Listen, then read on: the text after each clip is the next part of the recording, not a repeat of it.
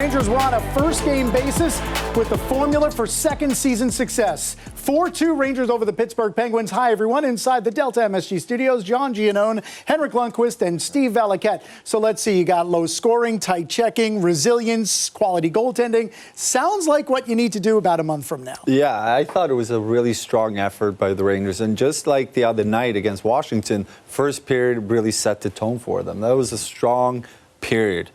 And it felt like, okay, they might run away with this one, but Pittsburgh came back in the second. Third was a tight game, but over 60 minutes, they definitely created more quality chances. Yeah, first period made a difference. First line was first rate throughout the night. The line of Kreider on the left, Zibanejad in the middle. Oh, check that. Zibanejad in the middle with Tarasenko on the right, Kreider on the left. They seemed to dominate in all three zones whenever they were on the ice. They scored the important goals, certainly led by Chris Kreider, and it was Kreider who now reaches 30 on the season. You're right, because the top six were terrific. The top six were a top six that you can go up against anybody's top six in the playoffs. And Kreider's net front presence, the way that he plays and he has ownership over that part of the game, coming into this one, I'm sure that Pittsburgh's saying the same thing the Rangers are saying. We have to win the net front. And in the third period, Kreider steps up and steps over after scoring and really embarrasses the Penguins coverage-wise. That goal is huge, and it's something that you can build on because it's a play where you want to be able to understand the importance of how to get it there and then how to be there and have that ownership. Kreider gets the empty netter as well. It's great to see the big boys step up. And I think that was the difference in this game, the net front. The Rangers were able to create bigger chances in front of the net and also get to loose pucks. And if you go 180 degrees on that one, the way the Rangers play defense over 60 minutes, to me, was impressive. Yeah. So Kreider follows up a season last year where he reaches 50-plus goals. He gets to 30 this season, a big part of a Rangers 4-2 win. You know who else was? Tyler Mott. Tyler Mott scoring his first regular season goal in his second stint as a Ranger. Rangers were resilient in that they took a lead, surrendered it, took another lead, surrendered it, eventually won the game. The second time they took the lead, it was on Tyler Mott's second period goal. In the pregame show, Bill Pito was teasing Henrik and I about how much did we actually pay attention in the video room.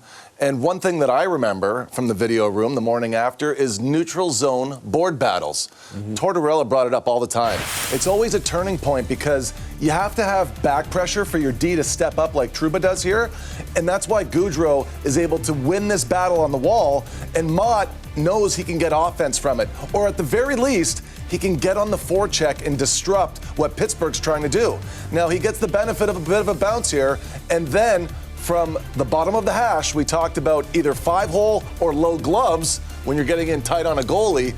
He goes 5-hole, and it's a great shot. Jari has, over time, had bad history of stopping those partial breakaways. He recognizes that he's flat-footed a little bit, as we talked about in the second intermission. And we saw that a lot throughout the game where the Rangers were able to stand up because of their back pressure. And there were a lot of times the Pittsburgh Penguins came 1-on-2, 2-on-3. It felt like the Rangers were on the right side of the play almost through the 60 minutes. Yeah, and that look at the Mott goal was provided by the film room, powered by CDW and HP. Rangers got on the board less than 3 minutes in, and it was Mika Zibanejad who has done this all season long. Now, 9 first-period goals this year. Zibanejad scored his 35th. And we talked about that top line of Zibanejad, Panarin, and Tarasenko. Zibanejad a goal and an assist, the other two each with an assist, but they were all three as good that way as they were that way. You know, I want to talk about how Mika's driving the bus, but you can't really say that Tarasenko and Panarin are passengers. They're right there with him.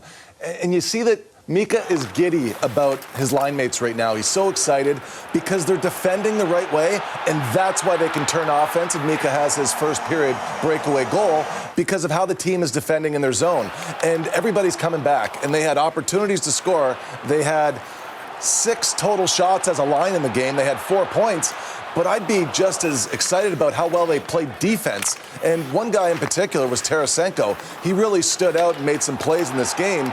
And if not for a few of the big saves that we saw from Jari, it would have been a different outcome as far as how many more points they could have had. They certainly had at least 5 high-danger scoring chances amongst the line, and for sure outweighed what Pittsburgh was able to do to them. A lot of communication on the bench here, too, guys. And Mika's talked about the intellect of Tarasenko, and you can see it. They've got this communication right now where they're really into the learning process and what works for them as a line and how it's going to work out. That's so important when you have a new player come to the team. It's communication, get to know each other. How do you think in this situation? What should we do here to really start to understand each other? Mika talked about, yeah, we have some stuff to work on to get better, but boy, I mean, they're really fun to watch right now. There's so much skill on that line, and they're getting it done. But it starts with commitment to defense, to your point, Valid, turning defense to offense, and that is happening quick, too. Yep, and their ability to score early and give the Rangers a pad was all in support of Igor Shesterkin, who made 27 saves on the night, his 31st win of the year.